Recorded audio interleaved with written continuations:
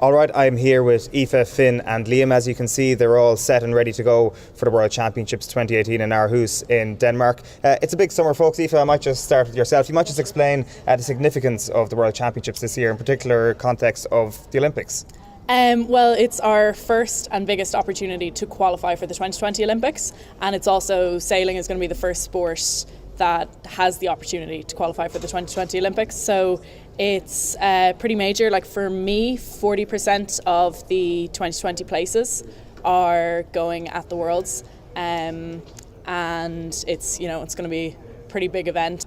Absolutely, 40% is a huge number. Was that must have been different? Was that different from Rio in 2016? I presume it was.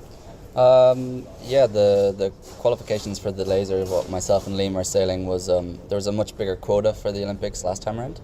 So this time around that we've dropped, there's 20 less places going to compete at the Games. So this at the Worlds this year, it's only 14 nations for the laser that get to qualify. So it'll be a PB performance from myself or Liam if we manage to do it. But we've done a lot of training there in Denmark where the Worlds are going to be, and really looking forward to give it a good shot.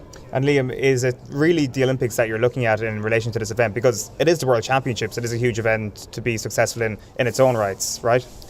Yeah, it's a really big event, but I guess everyone's focus is towards the Olympics and getting a qualifying spot. For me, it's a big learning regatta because I've still got under 21 regattas to focus at this year. Talk to us a little bit about the event. What is the event? Is it the laser radial, right? Yeah, so I'm the laser radial, which is the women's version of the laser. And so for us, we actually have a bigger quota this year in terms of Olympic qualification. So we have 18 places rather than 14 up for grabs in Aarhus.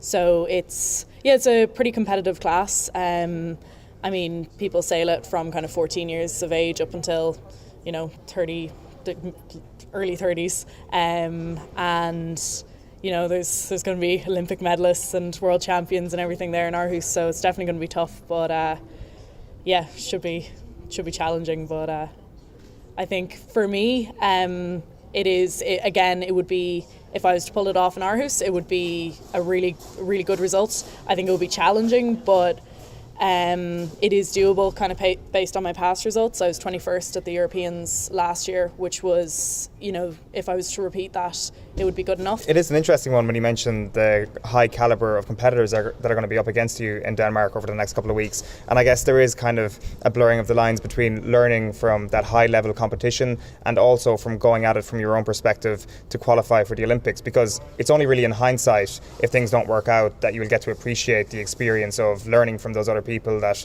are high-end competitors that will be far better known, I guess, around the world to sailing fans. Yeah, for sure. Well, that was actually a big thing for me kind of in the last few years. I've started doing more senior events. I'm like Liam, I'm still under 21 this year, but I've been doing kind of the senior events for kind of 3 years, and it is mad because it's like sailing with celebrities almost. Like I remember for the 2012 Olympics, Annalise came fourth, and we were out on the water sailing Toppers, which is a youth boat out in Blessington, and came in off the water to watch the medal race on the TV. And I don't know what age I was 14, in a youth boat, and these are the girls who I'm now racing against. So it's it's really cool like that, to kind of be racing against people you've watched sailing a few years ago when you were just a kid, basically. Yeah, I can imagine. Would you guys have had the same experience growing up and watching these guys and competing against them now?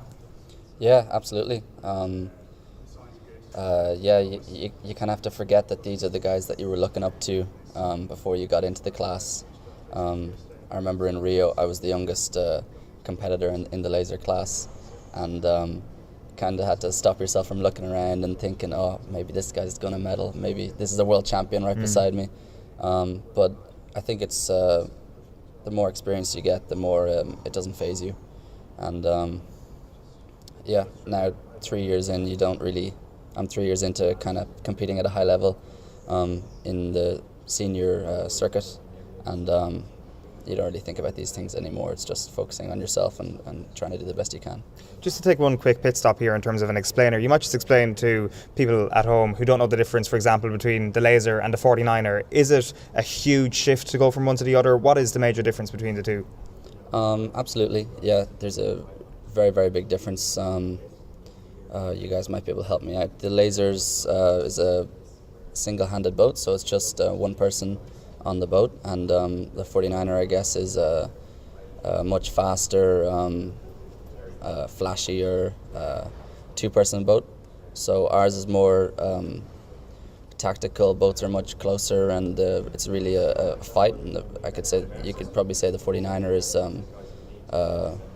more about Speed orientated, I guess. yeah, more about speed and keeping the boat under control. Okay. Our boats are relatively easy to sail, but that makes it harder to get edges at the top of the fleet. Right, okay, that's very interesting. And like from your own perspective in your own career at the moment, Liam, like are you looking around, keeping your options open at the moment, or are you already at the stage in your sailing life where you're thinking, right, I've got to pigeonhole myself right now? And maybe pigeonholing is the wrong term to use. You've got to pick one and stick with it because that's how you're going to have the best level of success.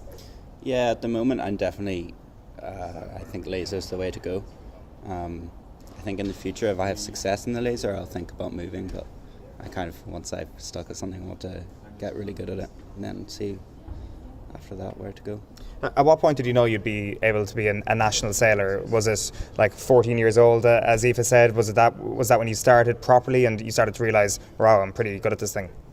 Yeah, I guess the move up from youth classes in the topper, probably 13, 14 when I moved up from that, and then you get into the radial and you see you get onto the Irish system, and that's kind of when you know it's possible, you can see the steps ahead of you.